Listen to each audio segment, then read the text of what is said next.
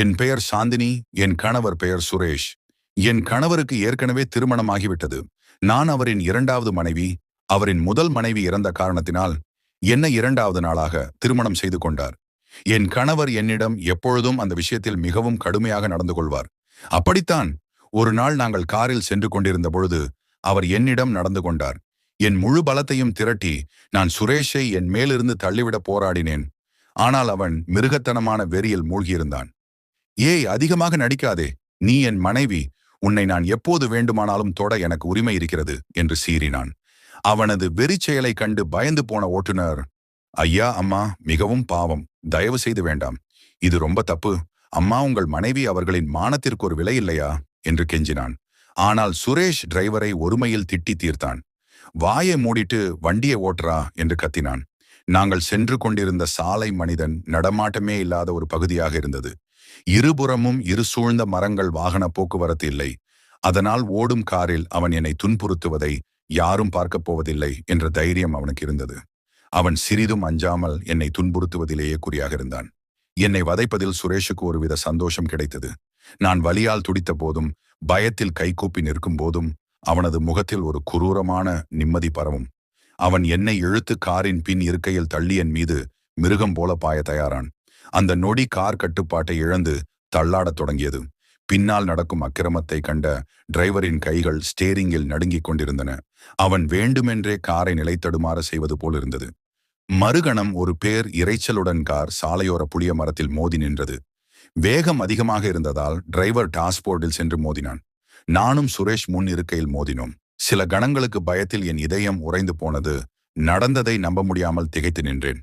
தன்னை சுற்றியிருந்து கொண்டே சுரேஷ் தன் காமவெறிக்கு தடை ஏற்பட்ட ஆத்திரத்தில் காரிலிருந்து இறங்கி டிரைவரின் சட்டையை பிடித்து வெளியே இழுத்தான். டிரைவர் நெற்றியில் வழிந்த ரத்தத்தை கண்ட பிறகும் அவனுக்கு இரக்கம் வரவில்லை. நாயே, உன் கவனம் எங்கேடா இருந்தது? இத்தனை வருஷம் சோறு போட்டதுக்கு இதுதான் உன் நன்றி, கடனா என்று கேட்டுக்கொண்டே அவன் கன்னத்தில் மாறி மாறி அறைந்தான். டிரைவரோ அத்தனை அடிகளையும் அமைதியாக வாங்கிக் கொண்டான். வாயை திறந்து ஒரு வார்த்தை கூட பேசவில்லை. அடி வாங்கும் போதும் அவன் கண்கள் என்னை ஒருமுறை குற்ற உணர்ச்சியுடன் பார்த்தான். அந்த பார்வையில் இருந்த வலியை என் இதயத்தால் உணர முடிந்தது. சுரேஷ் டிரைவரை அடித்து ஓய்ந்ததும் அவனை ரோட்டில் தள்ளிவிட்டு காரில் அமர்ந்தான். ஒரு ஆட்டோ பிடிச்சு வீட்டுக்கு வந்து தொலைங்க, என் மொத்த மனநிலையும் கெடுத்துட்டீங்க என்றான். நான் காரில் ஏற முயன்றேன். ஆனால் சுரேஷ், கதவை மூடு, நீயும் இவனுடன் ஆட்டோவில் வா. உன்ன மாதிரி மிடில் கிளாஸ் பொண்ணுங்களுக்கு புருஷனை சந்தோஷப்படுத்த தெரியாது. உன்னை அழைத்துச் சென்று என் மூடை இன்னும் கெடுத்துக்க விரும்பவில்லை என்று கத்திவிட்டு காரை சீறிக்கொண்டே ஓட்டி சென்றான்.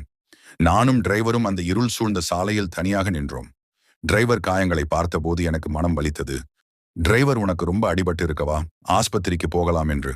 ஆனால் அவனும் வேண்டாமா, இது சாதாரண காயம்தான், சீக்கிரம் மாறிடும் என்றால் தன் பையில் இருந்த கைகுட்டியை எடுத்து ரத்தம் வழிந்த இடத்தை துடைத்துவிட்டு தலையில் கட்டி கொண்டான். இங்கிருந்து கொஞ்ச தூரம் நடந்த ஆட்டோ ஸ்டாண்ட் வந்துருமா என்றான். நாங்கள் மௌனமாக நடக்கத் தொடங்கினோம். திடீரென டிரைவர் நின்றான். நான் திகைப்பதற்குள் என் சரிந்த கிடந்த புடவை தலைப்பை எடுத்து என் முதுகை மறைத்து என் கையில் தந்தான். அவனது அந்த ஒரு செயலில் 1000 வார்த்தைகள் இருந்தன. போராட்டத்தில் ஏன் ரவிக்கையின் முடிச்சுகள் அவிழ்ந்திருந்ததை அவன் எவ்வளவு கண்ணியமாக எனக்கு உணர்த்தியிருந்தான். அவமானத்தில் என் முகம் தியாய் சிவந்தது. நான் நிமிர்ந்து அவனை பார்த்தேன். அவன் என் கண்களை சந்திக்க தயங்கி பார்வையை திருப்பிக் கொண்டான். அந்த நொடியில் எனக்கு எல்லாம் விளங்கியது. நான் வேகமாக அவன் முன் சென்று, டிரைவர், நீ வேணும்னு தானே வண்டிய மரத்துல மோதினர், என்னை காப்பாத்ததானே என்று கேட்டேன். அவன் பதில் சொல்லாமல் தலை குனிந்து நின்றதே என் கேள்விக்கான பதிலாக அமைந்தது. என் மானத்தை காப்பாற்றுவதற்காக தன் உயிரையே பணயம் வைத்து அந்த நல்ல மனிதனை பார்த்தபோது என் மனதில் அவன் நீதான மரியாதை பல மடங்கு உயர்ந்தது. உலகில் பணத்தை விட குணம்தான் முக்கியம். சுரேஷிடம் பணம் மழை போல குவிந்திருந்தது. ஆனால் அவனிடம் மனித நேயமில்லை. டிரைவரிடம் பணம் இல்லை. ஆனால் அவனிடம் விலைமதிப்பில்லாத கண்ணியம் இருந்தது. சிறிது நேரத்தில் ஆட்டோ கிடைத்தது. வீடு வந்து சேர்ந்தோம். நான் முதலுதவி பெட்டியை கொண்டு வந்து டிரைவரிடம் காயங்களுக்கு மருந்திட்டேன். அவன் உதட்டில் காயத்திற்கு மருந்து வைக்க நான் நெருங்கிய போது அவன் சற்றென்று பின்வாங்கினான். போதுமா, இதற்கு மேல் என் பக்கம் வராதீங்க என்று கூறி வேகமாக எழுந்து சென்று விட்டான். அவன் கண்ணியத்தை கண்டு நான் வியந்து நின்றேன். அன்றிரவு சுரேஷ்க்கு குடிபோதையில் வந்து படுக்கையில் உறங்கிவிட்டான். நான் சோபாவில் படுத்துக்கொண்டேன். என் பெற்றோர் தங்கள் மகள் ஒரு கோடீஸ்வரனை மணந்து ராணி போல வாழ்கின்றாள் என்று ஊரெல்லாம் பெருமை பேசிக் கொண்டிருந்தார்கள். ஆனால் அந்த ராணியோ ஒவ்வொரு இரவும் கண்ணீரை குடித்துக்கொண்டே உறங்கிப் போகிறாள் என்பது அவர்களுக்கு தெரியாது. இந்த நரகத்தில் 2 மாதங்கள் இப்படியே ஓடிவிட்டன. விதைக்கப்பட்ட தாய்மை சில நாட்களாகவே என் உடல்நிலை மிகவும் மோசமாக இருந்தது. நடக்கும்போதே தலை சுற்றும், என்ன சாப்பிட்டாலும் உடனே வாந்தி வந்துவிடும். உடம்பில் சக்தியே இல்லாதது போல உணர்ந்தேன். என் நிலையை பார்த்து சுரேஷ் லேசாக பரிதாபம் வந்ததோ என்னவோ என்னை மருத்துவரிடம் அழைத்துச் சென்றார். மருத்துவர் என்னை சோதித்துவிட்டு நான் தாயாகப் போகிறேன் என்ற செய்தியை சொன்னார். பரந்த பாலைவனத்தில் கிடைத்த ஒரு துளி தண்ணீரைப் போல இருந்தது. அந்த செய்தி ஆனந்தத்தில் என் கண்களில் கண்ணீர் பெருகியது. என் உடலிலிருந்து எனக்கென ஒரு உயிர் பிறக்கப் போகிறது. அது என்னுடையதாக என் ரத்தமாக இருக்கும். அந்த ஒரு பிணைப்பை வைத்து என் வாழ்நாள் முழுவதையும் நான் கழித்துவிட முடியும் என்று என் உள்ளம் துள்ளியது. கண்ணீரை தொலைத்தபடி என் வயிற்றில் கை வைத்தேன். ஆனால் சுரேஷ் அடுத்த வார்த்தை என் இதயத்தை நொறுக்கி போட்டது. அவன் மருத்துவரிடம் சண்டையிடும் தோணியில், என்ன உளறுகிறீர்கள்? எனக்கு இந்த குழந்தை வேண்டாம். நீ எதற்காக இப்படி சந்தோஷப்படுகிறாய்? நான் உன்னை கல்யாணம் செய்தது குழந்தை பெற்றுக்கொள்ளும் தொல்லைக்காக இல்லை. நான் என் வாழ்க்கையை அனுபவிக்க விரும்புகிறேன். இந்த குழந்தை என் சந்தோஷத்தை கெடுத்துவிடும். டாக்டர் எனக்கு இப்போது கற்களைப்பு செய்ய வேண்டும். எந்த காலமும் இந்த குழந்தை எனக்கு வேண்டாம் என்றான் சுரேஷ். அவன் வாயிலிருந்து வந்த வார்த்தைகளை கேட்டு என் உயிர் போனது. சுரேஷ் என்ன பேசுகிறார்? இது நம் குழந்தை, நம் ரத்தம் என்று நான் கெஞ்சினேன். மருத்துவராக அதிர்ச்சி அடைந்து, என்னங்க, நீங்க திருமணத்திற்கு பிறகு கிடைக்கும் முதல் சந்தோஷத்தை எல்லோரும் கொண்டாடுவார்கள். நீங்களோ உங்கள் முதல் குழந்தையை கலைக்க விரும்புகிறீர்கள். உங்களுக்கு என்ன பைத்தியமா என்று கேட்டார். அதற்கு சுரேஷ் கோபத்தில் அவரையும் திட்டினான். நான் சொன்னதை மட்டும் செய்யுங்கள். குழந்தை பிறந்தால் என் மனைவியின் அழகு போய்விடும். எனக்கு குண்டான அசிங்கமான மனைவி வேண்டாம். என் மனைவியின் உடல் அழகை கேட்க நான் விரும்பவில்லை. நான் சுரேஷின் காலில் விழுந்து கதறினேன். ஆனால் அந்த கல் நெஞ்சம் கரையவில்லை. அன்றே அவன் என் கருவை கலைக்க வைத்து என்னை வீட்டிற்கு அழைத்து வந்தான். அந்த இரவு முழுவதும் நான் இருப்பின் மீது படுத்திருப்பது போல் துடித்தேன். 3 நாட்கள் என் கண்ணீர் நிற்கவே இல்லை. நான் அறையை விட்டு வெளியே வரவே இல்லை. டிரைவர் ஓரிரு முறை உணவுடன் வந்தான். ஆனால் நான் மறுத்துவிட்டேன். என் நிலையை கண்டு அவன் என்னவென்று கேட்க முயன்றாள். ஆனால் நான் அவன் மீதும் கோபத்தை காட்டி விரட்டிவிட்டேன். அதன் பிறகு டிரைவர் என அழைக்க பக்கம் வரவில்லை. கருக்கலைப்பு நடந்த 3வது நாள் இரவு சுரேஷின் அருகில் வந்தால் மெதுவாக என்னை தன் கைகளில் அணைத்து முத்தமிடத் தொடங்கினான். அவனது நோக்கத்தை புரிந்து கொண்ட என் உடல் நடுங்கியது. சுரேஷ், தயவு செய்து என்னை விட்டுவிடுங்கள். இப்போது நான் அந்த நிலையில் இல்லை. என் நிலைமையை பார்த்து இரக்கப்படுங்கள் என்று மன்றாடினேன். என் பேச்சை கேட்டதும் சுரேஷ்க்கு கோபம் தலைக்கு ஏறியது. என்னை இழுத்து தன் கரங்களுக்குள் இறுக்கிக் கொண்டு, அதிகமாக நடிக்காதே. எனக்கு இப்போது நீ வேண்டும். என் ஆசை நீங்க நிறைவேற்றாதீர்கள். வேறு யார் நிறைவேற்றுவார்கள்? நீ என் மனைவி, அது உன் கடமை என்று கூறி தன் மிருகத்தனத்தை அரங்கேற்றினார். நான் வழிகால் துடித்தேன். என் கண்களிலிருந்து கண்ணீர் வடிந்தது. ஆனால் சுரேஷிற்கு அது ஒரு பொருட்டாகவே இல்லை. தன் இச்சை தீர்ந்ததும் அவன் என்னை கண்டு கொள்ளாமல் திரும்பி படுத்து உறங்கிவிட்டான். நான் என் விதியை எண்ணி மௌனமாக அழுதேன். காலம் காயங்களை ஆற்றுகிறதோ இல்லையோ, கொடுமைகளை பழக்கப்படுத்தி விடுகிறது. நானும் சுரேஷின் கொடுமைகளை பழகிப் போனேன். ஆனால் டிரைவர் என் மீது மிகவும் அக்கறையாக இருந்தான். என் உணவு, உடல் நலம் என அனைத்தையும் கவனித்துக் கொண்டான். என் மனதை மகிழ்ச்சிப்படுத்த அவன் பல முயற்சிகள் செய்தான். ஒரு நாள் நான் டிரைவரிடம், உங்க ஐயாவின் முதல் மனைவி எப்படி இறந்தார் என்று கேட்டேன். என் கேள்விக்கு அவன் சற்றென்று பார்வையை திருப்பிக் கொண்டான். நான் மீண்டும் கேட்டபோது அவன் கண்களில் கண்ணீர் நிரம்பியது. நான் அதிர்ச்சி அடைந்தேன். ஏன் அழுகிறாய் என்று கேட்டேன். டிரைவர் தேம்பியபடியே, அம்மா ஐயாவின் முதல் மனைவி சாவுக்கு நானும் ஒரு காரணம் என்றான். அது எப்படி என்று நான் கேட்டேன். டிரைவர் கண்ணீரை தொலைத்துக் கொண்டே சொன்னான். ஐயாவின் முதல் மனைவி மிகவும் அப்பாவி. உங்களைப் போலவே ஐயா அவரையும் தன் வெறுக்கிறேன். பெண்களை துன்புறுத்தி அவர்களின் அறநிலை கேட்பதில் ஐயாவுக்கு ஒருவித இன்பம். அந்த அம்மா உங்களைப் போலவே அன்பானவர், அமைதியானவர். ஆனால் ஐயாவின் கொடுமைகளை தாங்க முடியாமல் அவர் மெல்லிய உடல் வாடி வதங்கியது. ஐயா அவரை வீட்டில் சிலை வைத்திருந்தால் வெளியே செல்லவோ யாரிடமும் பேசுவோ அனுமதிக்க மாட்டார். அவர் அம்மாவிடம் அன்பு காட்டுவது போல் நடிப்பார். ஆனால் அவரின் அன்பு காட்டு மிராண்டித்தனமாக இருக்கும். அறையிலிருந்து அந்த அம்மாவின் சினங்கள் சத்தம், அலறல் சத்தமும் கேட்கும். நான் காதுகளை பற்றிக் கொள்வேன். ஆனால் ஒரு நாள் அந்த அம்மாவின் பொறுமை எல்லை மீறியது. அவர் ஐயாவை எதிர்த்து நின்றார். எனக்கு உங்களிடமிருந்து விடுதலை வேண்டும், விவாகரத்து வேண்டும் என்று தைரியமாக கூறிவிட்டார். அன்று ஐயா கோபத்தில் பைத்தியம் பிடித்தவர் போல ஆனார். தன் மொத்த கோபத்தையும் அந்த அம்மா மீது காட்டினார். சமையல் அறையில் இருந்த எனக்கே அவரின் அலறல் கேட்டது. சிறிது நேரம் கழித்து, ஐயா என்னை கூப்பிட்டு சில பணம் கொடுத்து வெளியே சில பொருட்கள் வாங்க அனுப்பினார். நான் திரும்பி வந்தபோது ஐயா வரவேற்பறையில் அமர்ந்து சாவகாசமாக டிவி பார்த்து கொண்டிருந்தார். ஆனால் அவர் அறையில் இருந்து புகை வந்து கொண்டிருந்தது. என் இதயம் படபடத்தது. நான் ஓடி சென்று கதவை திறந்தேன். உள்ளே கண்ட காட்சி என் அலறலை நானே வாய்புத்தி அடக்கிக் கொண்டேன் என்று கூறி டிரைவர் என்னிடம் அழுதான். அம்மா, நான் அந்த அம்மாவை என்னால் காப்பாற்ற முடியவில்லை. ஆனால் நீங்கள் இறப்பதை என்னால் பார்க்க முடியாது. தயவு செய்து உங்களை காப்பாற்றிக் கொள்ளுங்கள். தப்பித்து விடுங்கள்.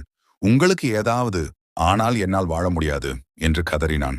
கருப்பு புடவையில் ஒரு கத்தி டிரைவர் சொன்னதை கேட்டு என் மூச்சு என் நெஞ்சுக்குள்ளே சிக்கிக் கொண்டது. அன்று மாலை சுரேஷ் அறைக்குள் நுழைந்தபோது நான் பயத்தில் நடுங்கிக் கொண்டிருந்தேன். போர்வை இழுத்து போர்த்திக் கொண்டு படுத்துவிட்டேன். என்ன ஆனது உனக்கு? ஏன் இப்படி போர்வையில் சுரண்டு கிடக்கிறாய் என்று கேட்டபடி சுரேஷ் என்ப போர்வையை இழுத்தான். என் உடம்பை தொட்டதும், உனக்கு காய்ச்சல் அதிகமாக இருக்கிறதா என்றால் என் வாயிலிருந்து வார்த்தையை வரவில்லை. உங்களுக்கெல்லாம் இது ஒரு வியாதி. என் மனநிலையை கெடுத்து விடுகிறீர்கள். எழுந்து மருந்து சாப்பிடு. எனக்கு நோய்வாய்ப்பட்ட பெண்களை பிடிக்காது என்று கூறி சில வண்ண மாத்திரைகளை என் கையில் கொடுத்துவிட்டு தன் மொபைல் போனில் மூழ்கிவிட்டான். மறுநாள் சுரேஷ் அலுவலகத்திற்கு தினமும் போது, கேள், இன்று மாலை என் நண்பன் வீட்டிற்கு வருகிறான். அவன் என் திருமணத்திற்கு வரவில்லை. உன்னை பார்க்க ஆசைப்படுகிறான். அதனால் சாயங்காலம் தேநீர் விருந்துக்கு அழைத்திருக்கிறேன். அழகாக தயாராக இரு. நான் கடந்த வாரம் பரிசு அளித்த அந்த கருப்பு நிற புடவையை கட்டிக்கொள். என் நண்பனின் மனைவி மிகவும் அழகானவள். ஆனால் என் மனைவிக்கு அவளை விட அழகு என்று நான் அவனுக்கு காட்ட வேண்டும் என்று உத்தரவிட்டு சென்றான். என் மனம் முழுவதும் பதற்றமாக இருந்தது. சுரேஷின் நண்பர்கள் என்ற அழகு எனக்கு பயம். அவர்களின் பார்வை என் உடலை துளைப்பது போல் இருக்கும். வேறு வழியில்லாமல் மாலை 6 மணிக்கே தயாராகிவிட்டேன். சுரேஷ் பரிசளித்த அந்த நட்சத்திரங்கள் பதித்த கருப்பு புடவையில் என் வெள்ளை நிறம் இன்னும் அழகாக இருந்தது. நான் கீழே இறங்கி வந்தபோது வரவேற்பு அறையை சுத்தம் செய்து கொண்டிருந்த டிரைவர் ஒரு கணம் திகைத்து நின்று என்னை பார்த்தான். நான் சொர்க்க போட்டதும் அவன் வெட்கத்துடன் தலை குனிந்து, அம்மா, ரொம்ப அழகா இருக்கீங்க என்றான். என் கண்ணே பட்டுவிடும் போல் இருக்கிறது என்றான். அவன் பேச்சை கேட்டு எனக்கு சிரிப்பு வந்தது. 7 மணிக்கு சுரேஷ் நண்பர்களும் வந்தார்கள். வந்தவுடனே சுரேஷ் என்னை அவன் நண்பன் முன்னிலையிலேயே இழுத்து அருகில் அமர வைத்தான். சுரேஷின் நண்பர் என் அழகை புகழ்ந்தான். ஆனால் அவன் பார்வை என்னை மிகவும் சங்கடப்படுத்தியது. நான் தலைவலியை காரணமாக சொல்லி என் அறைக்கு வந்துவிட்டேன். சிறிது நேரம் கழித்து சுரேஷ் அறைக்கு வந்தான். அவன் கோபமாக இருப்பான் என்று நினைத்தேன். ஆனால் அவன் முகத்தில் ஒரு மாற்றமான மகிழ்ச்சி. அது என் இதயத்தில் இன்னும் பயத்தை உருவாக்கியது.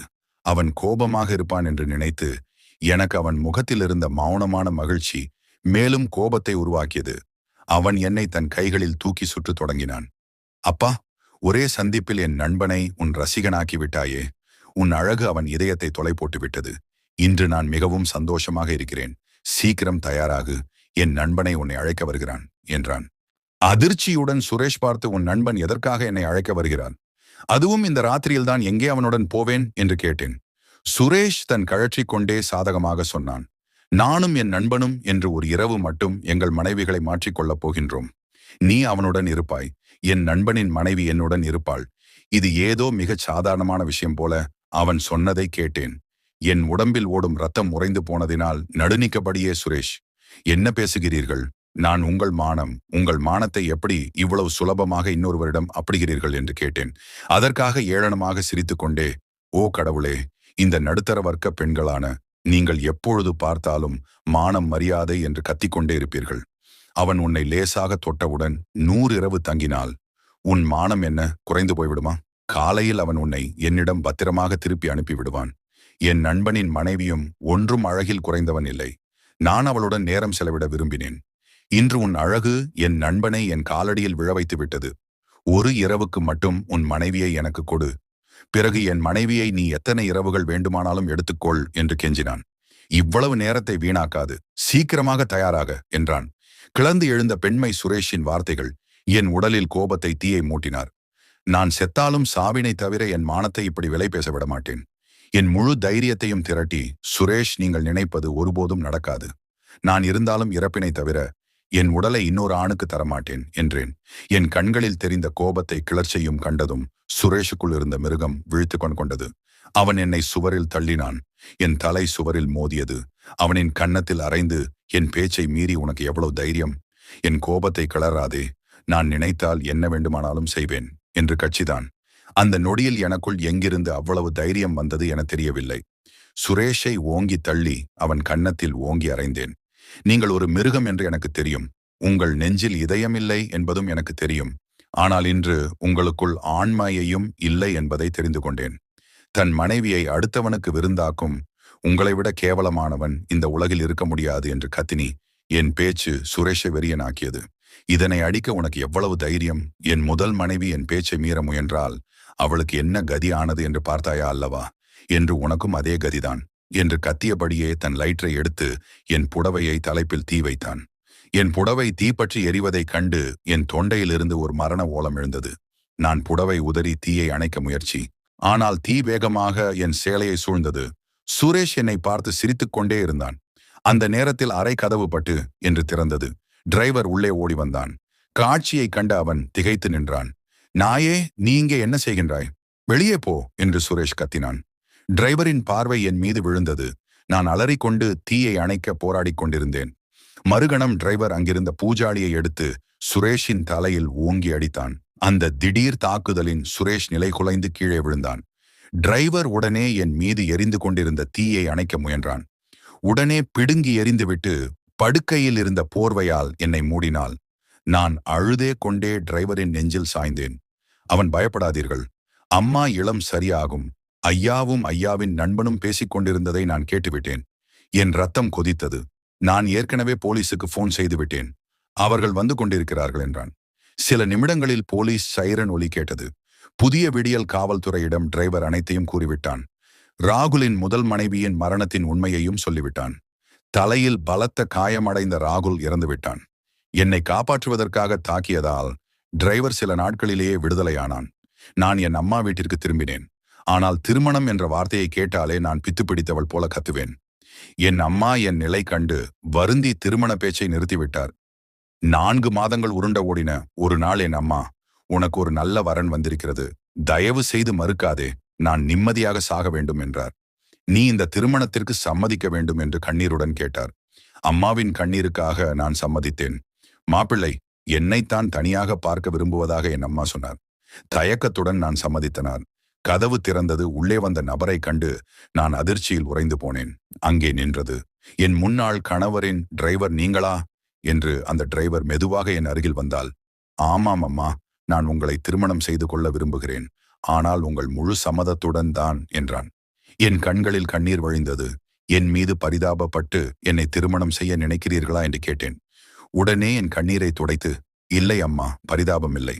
நன்றி, சுரேஷ் போன்ற ஒரு கொலைக்காரனிடம் இருந்து என்னை நீங்கள் காப்பாற்றியிருக்கிறீர்கள். அவரின் முதல் மனைவி என்னால் காப்பாற்றப்பட முடியவில்லை. நான் அந்த குற்ற உணர்ச்சியில் இருந்து கொண்டிருந்தேன். அதிலிருந்து நீங்கள் என்னை மீட்டெடுத்திருக்கிறீர்கள். உங்களை காப்பாற்றியதில்தான் எனக்கு நிம்மதி கிடைத்தது என்றான். அவன் கண்களில் எனக்கான அளவற்ற காதலின் தீபங்கள் ஒலித்திருந்தன. அவன் பரிதாபப்படவில்லை என்பதை நான் உணர்ந்தேன். அவன் காதலுக்கு முன்னால் நான் தோற்றுப்போனேன். திருமணத்திற்கு சம்மதித்தேன். மிகவும் எளிமையாக எங்கள் திருமணம் நடந்தது. அன்றிரவு அவன் என்னை தன் கைகளில் அணைத்து போதை என் இதயம் துடிப்பில் ஒரு புதிய சங்கீதம் பிறந்தது. சுரேஷின் கரங்களில் என் இதயம் பயத்தில் உறைந்து போகும். ஆனால் இவரின் அழைப்பிலே என் வாழ்நாளில் நான் உணராத அமைதி கிடைத்தது. அவன் என்னை ஒரு மென்மையான பூவை போல கையாண்டாள். சில மாதங்களில் நான் மீண்டும் தாயாகப் போகிறேன் என்ற செய்தியை கேட்டதும் எனக்கும் என் கணவருக்கும் சந்தோஷம் தாங்கவில்லை. என் கணவர் சந்தோஷத்தில் துள்ளி குதித்தார். அவன் என்னை ஒரு கண்ணாடி குப்பையைப் போல பாதுகாத்தார். இன்று எங்கள் குடும்பத்தை நிறைவு செய்ய ஒரு அழகிய தேவதை எங்களுடன் இருக்கின்றாள். எப்பொழுது என் கணவனும் நான் என் வாழ்க்கையின் புதிய மகிழ்ச்சியான பயணத்தை தொடங்கி இருக்கிறேன். என் பெயர் சந்திரா. நான் ஒரு சிறிய கிராமத்தை சேர்ந்தவள். நான் ஒரு மிகவும் சாதாரண குடும்பத்தை சேர்ந்தவள். என் அப்பா ஒரு விவசாயி. ஆனால் அவர் எங்களை படிக்க வைத்து ஒரு பெரிய மனிதராக ஆக்க விரும்பினார். அதனால் என்னையும் என் அண்ணனையும் நன்றாக படிக்க வைக்க வேண்டும் என்று நினைத்து எங்கள் கிராமத்திலிருந்து எங்கள் இருவரையும் சென்னைக்கு அனுப்பி வைத்தார். நானும் என் அண்ணனும் சென்னையில் தங்கி படித்துக் கொண்டிருந்தோம். ஆனால் மிகவும் முயற்சி செய்தும் எங்களால் எந்த தேர்வுகளிலும் வெற்றி பெற முடியவில்லை. சென்னையில் நான் சரவணன் என்பவரை சந்தித்தேன். அவர் எங்கள் சீனியர். என் தோழி ஒருத்தி, உனக்கு படிப்பில் எதுவும் உதவி வேண்டுமென்றால் நீ சரவணனிடம் கேட்கலாம். அவர் மிகவும் நல்ல பையன், நிச்சயமாக உனக்கு உதவுவார் என்று சொன்னால். அதனால் நான் சில நேரங்களில் சரவணனுடன் என் பிரச்சனைகளை பற்றி பேசுவேன். படிப்படியாக எனக்கு சரவணனின் குணம் மிகவும் பிடித்தது. நான் அவர் மீது ஈர்க்கப்பட்டேன். நான் விரும்பாமலே அவர் மீது நெருக்கமானேன். என்னை தடுத்து நிறுத்த நான் நிறைய முயற்சி செய்தேன். ஆனால் அது நடக்கவில்லை. நாங்கள் இருவரும் ஒருவருக்கு ஒருவர் மிகவும் நெருக்கமாகிவிட்டோம். சில காலத்திற்கு பிறகு சரவணனுக்கு வேலை கிடைத்தது. அவர் வேறு நாட்டுக்கு சென்று வேலை செய்ய வேண்டியிருந்தது. அதனால் அவர் வெளிநாட்டிற்கு சென்று விட்டார். எங்கள் காதலில் எந்த குறையும் இல்லை. ஆனால் இப்போது சரவணன் வீட்டில் திருமணம் செய்ய சொல்லி அவரை வற்புறுத்த தொடங்கினர். சில நாட்களுக்கு பிறகு சரவணன் என்னிடம் பேசுவதை குறைத்துக் கொண்டார். நானும் மிகவும் கடுமையாக படித்துக் கொண்டிருந்தேன். ஆனால் எனக்கு வேலை கிடைக்கவில்லை. இதற்கிடையில் என் அண்ணனுக்கும் வேலை கிடைத்தது. அவரும் வேறு ஊருக்கு சென்று விட்டார். இப்போது நான் சென்னையில் தனியாக இருந்தேன். சில நாட்களுக்கு பிறகு எங்க அப்பாவிடமிருந்து எனக்கு அழைப்பு வந்தது. அவர், சந்திரா, நேரத்தை வீணாக்காதே, நீயும் வீட்டிற்கு வந்துவிடு. நான் உனக்கு ஒரு நல்ல பையனை பார்த்து திருமணம் செய்து வைக்கிறேன் என்றார். நான் அப்பாவின் பேச்சை கேட்டுக்கொண்டு வீட்டிற்கு செல்ல புறப்பட்டேன். நான் ரயில் நிலையம் வந்ததும் சரவணன் எனக்காக அங்கே காத்திருப்பதை கண்டேன். அவர், நீ என்னை இப்படி விட்டுவிட்டு போக முடியாது. உன் அப்பா உனக்கு வேறு ஒருவருடன் திருமணம் செய்யப் போகின்றார் என்று கேள்விப்பட்டேன். நான் அதை நடக்க விட மாட்டேன். நீ என்னுடையவளாகவே இருப்பாய் என்றால் என்னுடன் வா என்றார். நான் அவரை தடுக்க நிறைய முயற்சி செய்தேன். நான் என் அப்பாவிற்கு மறுப்பு சொல்ல முடியாது. மேலும் நாம் இருவரும் வேறு வேறு ஜாதியை சேர்ந்தவர்கள் என்பதால் நம் திருமணம் நடக்காது என்று. ஆனால் சரவணன் என் பேச்சை கேட்க தயாராக இல்லை. நீ என்னை மறக்கவில்லை என்றால் நான் ரயில் முன்பு குதித்து என் உயிரை மாய்த்துக் கொள்வேன் என்று கூறி ரயில் தண்டவாளத்தில் அமர்ந்து விட்டார். இது அனைத்தும் மிகவும் திடீரென்று நடந்தது. நான் என்ன செய்வது என்று எனக்கு புரியவில்லை. இப்போது நான் சரவணனை திருமணம் செய்வதா அல்லது அப்பா சொல்பவரை திருமணம் செய்வதா? இருவரில் ஒருவரை தேர்ந்தெடுக்க வேண்டும். அதனால் நான் சரவணனையே தேர்ந்தெடுத்தேன். நாங்கள் ஒரு கோவிலில் திருமணம் செய்து கொண்டோம். இப்போது சரவணன் என் கணவராகிவிட்டார். நான் அவருடன் என் வீட்டிற்கு வந்தபோது என் பெற்றோர்கள் நெஞ்சில் அடித்துக் கொண்டனர். என் அப்பா தலையில் கை வைத்து தரையில் அமர்ந்து, என் அம்மாவிடம் நான் சொன்னேனே, வயதுக்கு வந்த பெண்ணை வீட்டை விட்டு வெளியே படிக்க அனுப்பாதே என்று. ஆனால் நீ கேட்கவில்லை. இப்போது நீயே அவள் என்ன செய்திருக்கிறாள் என்று பார். அவள் இந்த சமூகத்தில் நம் மரியாதையை கெடுத்து விட்டாள் என்றார். அதன் பிறகு என் அப்பா என்னிடம் எதுவும் பேசவில்லை. ஏன் எந்த கேள்விக்கும் பதில் சொல்லவும் இல்லை. என் அம்மாவும் அழுது கொண்டே இருந்தார். எதுவும் பேசவில்லை. 2 வருட காதலுக்காக நான் என் பெற்றோர்களின் 25 வருட காதலை புறக்கணித்து விட்டேன் என்பதை நான் புரிந்து கொண்டேன். ஆனால் இப்போது எதுவும் செய்ய முடியாது. ஏனென்றால் நான் சரவணனை திருமணம் செய்து அவரது மனைவியாகிவிட்டேன். படிப்படியாக என் கிராமத்தினருக்கும் இது தெரிந்தது. அனைவரும் என் வீட்டை சுற்றி குவியத் தொடங்கினர். நாங்கள் இருவரும் வேறு வேறு ஜாதிகள் திருமணம் செய்து கொண்டதால் கிராமத்தில் பலவிதமான பேச்சுக்கள் எழுந்தன. கிராமத்தில் பஞ்சாயத்து கூட இருந்தது. அங்கே எங்கள் எதிர்காலத்தை பற்றி முடிவு செய்யப்பட இருந்தது. அதாவது நாங்கள் இருவரும் ஒன்றாக இருக்க வேண்டுமா அல்லது எங்களுக்கு தண்டனை கிடைக்க வேண்டுமா என்பது. இந்த இக்கட்டான சூழ்நிலையிலும் என் அப்பா எனக்கு ஆதரவளித்தார். என் மகிழ்ச்சிக்காக என்னையும் சரவணன் இருவரையும் கிராமத்திலிருந்து பாதுகாப்பாக வெளியேற்றி வெளியூருக்கு அனுப்பினார். கிராமத்தில் பஞ்சாயத்து கூடுவது என்றால் என்னவென்று என் அப்பாவிற்கு நன்றாக தெரியும். பஞ்சாயத்து மிகவும் கடுமையான தண்டனை கொடுக்கும். அதன் தீர்ப்பை அனைவரும் ஏற்றுக்கொள்ள வேண்டும். எங்கள் கிராமத்தை விட்டு வந்த பிறகு நாங்கள் இருவரும் சரவணன் வீட்டிற்கு சென்றோம். ஆனால் அவரது வீட்டில் எங்களை வீட்டை விட்டு வெளியேற்றினார். இப்போது எங்களுக்கு தங்க இடமில்லை. எங்களுக்கு வேறு எங்கும் இடம் கிடைக்காததால் சரவணன் வேலை செய்யும் இடத்திற்கே சென்றோம். நான் மனதளவில் வருத்தமாக இருந்தாலும் என் காதலனை மணந்து கொண்டதில் மகிழ்ச்சியாக இருந்தேன். எதிர்காலத்தில் என் அப்பாவை மீண்டும் சந்திப்பேன் என்ற நம்பிக்கையும் இருந்தது. நாட்கள் இப்படியே கழிந்தன. சரவணன் காதல் வளர்ந்து கொண்டே இருந்தது. பிறகு அந்த நாளும் வந்தது. ஒவ்வொரு கணவன் மனைவியும் எதிர்பார்த்த நாள்.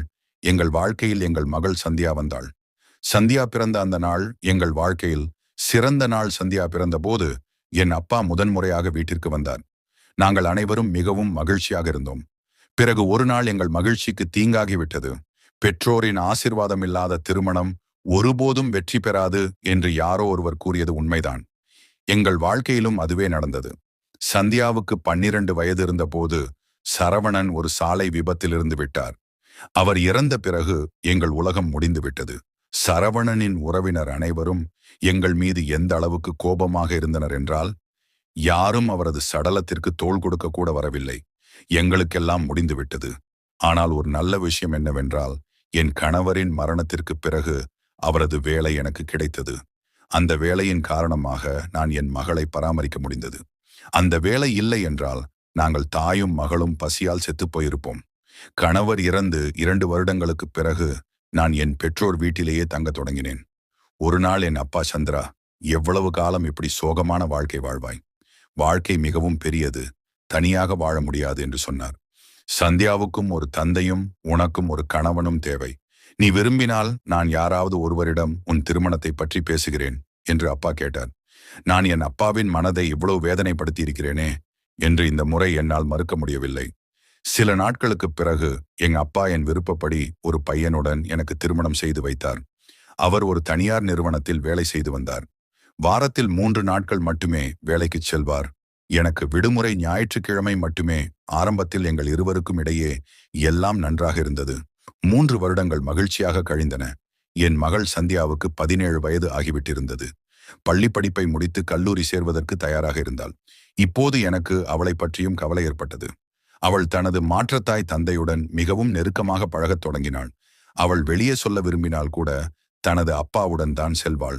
மேலும் எனது 2வது கணவர் சில நேரங்களில் நள்ளிரவில் திடீரென எழுந்து அவளது அறைக்கு சென்று அங்கே இரவை கழிப்பார். சில நாட்கள் வரை எனக்கு இது தெரியவில்லை. ஆனால் ஒரு நாள் காலையில் நான் கண்விழித்த போது என் கணவர் என் மகளின் அறையிலிருந்து வெளியே வருவதை கண்டேன். அவர் எழுந்தவுடன் என் மகள் படுக்கை விரிப்பை எடுத்து குளியல் அறைக்கு சென்று பின்னர் குளித்துவிட்டு வெளியே வந்தாள். முதல் நாள் எனக்கு சந்தேகம் வரவில்லை. ஆனால் இது தினசரி நடக்கத் தொடங்கியது. என்னால் நேராக எதுவும் கேட்க முடியவில்லை. ஏனென்றால் இந்த மனிதன் என் 2வது கணவராக இருந்தாலும் உறவில் சந்தியாவுக்கு அவரும் அப்பா. இப்போது நான் மிகவும் கவலைப்பட தொடங்கினேன். ஏனென்றால் என் பின்னால் என்ன நடக்கிறது? என் மகள் தினமும் படுக்கை விரிப்பை ஏன் துவைக்க வேண்டும் என்று எனக்கு புரியவில்லை. ஒரு நாள் வேண்டுமென்றே மதியம் வீட்டிற்கு சீக்கிரமாக வந்தேன். அன்று என் கணவருக்கு விடுமுறை. அவர் அலுவலகத்திற்கு செல்லவில்லை. நான் நீண்ட நேரம் கதவை தட்டினேன். ஆனால் உள்ளிருந்து எந்த சத்தமும் வரவில்லை. என் கணவரின் பைக் உள்ளே நின்று கொண்டிருந்ததை கண்டேன். அதாவது அவர் அலுவலகத்திற்கு செல்லவில்லை. அதன் பிறகு நான் சத்தமாக கதவை தட்ட ஆரம்பித்தேன். நீண்ட நேரம் கழித்து என் கணவர் கதவை திறந்தார்.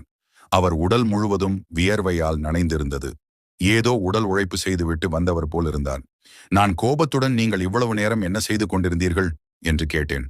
அவர், நம் வீட்டில் தண்ணீர் வரவில்லை, அதனால் நான் தொட்டியை சரி செய்து கொண்டிருந்தேன் என்றார். நான், அது சரி, ஆனால் சந்தியா எங்கே, அவள் கதவை திறக்கலாமா என்றேன். அவர் பதற்றத்துடன் சந்தியா குளித்துக் கொண்டிருக்கிறாள் என்று கூறிவிட்டு உள்ளே சென்று விட்டார்.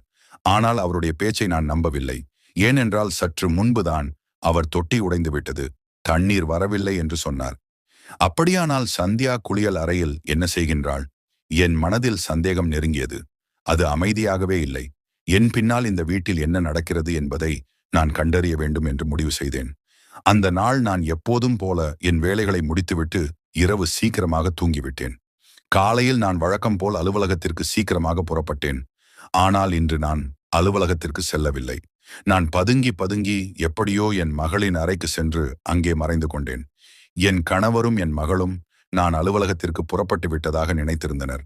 அப்போது சிறிது நேரத்தில் எனது கணவர் என் மகளின் அறைக்கு வந்தார். சந்தியா தனது படுக்கையில் படுத்திருந்தாள். என் கணவர் அவளிடம், சந்தியா, நீ தயாராக இரு, நான் இப்பவே வருகிறேன் என்றார்.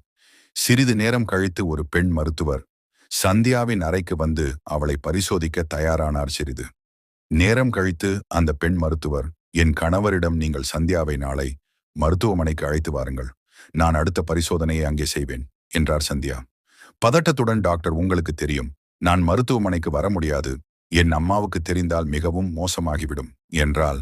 அதற்கு அந்த பெண் மருத்துவர், அப்படியானால் உன் அம்மாவிடம் ஏன் இதை சொல்ல வேண்டும்?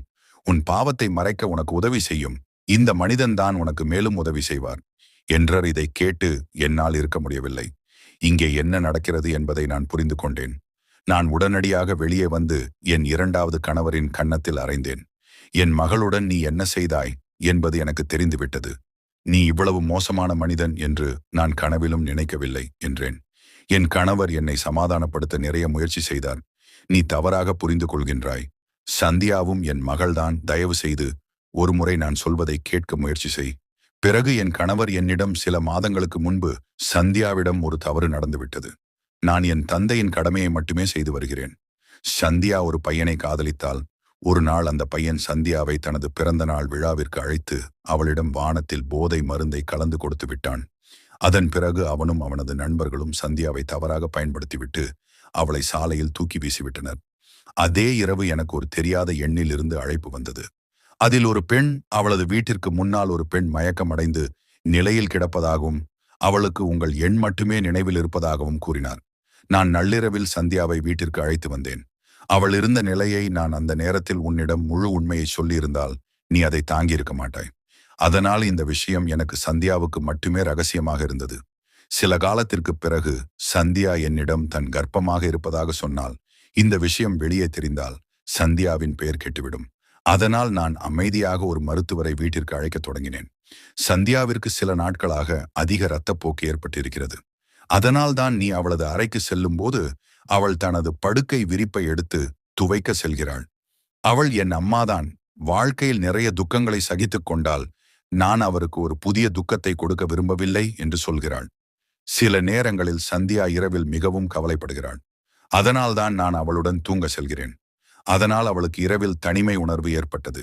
நான் அவளது உண்மையான தந்தை இல்லை என்பது எனக்கு தெரியும். ஆனால் நான் சந்தியாவுக்கு ஒரு தந்தையின் அன்பை கொடுக்க முழு முயற்சி செய்கிறேன் என்றார்.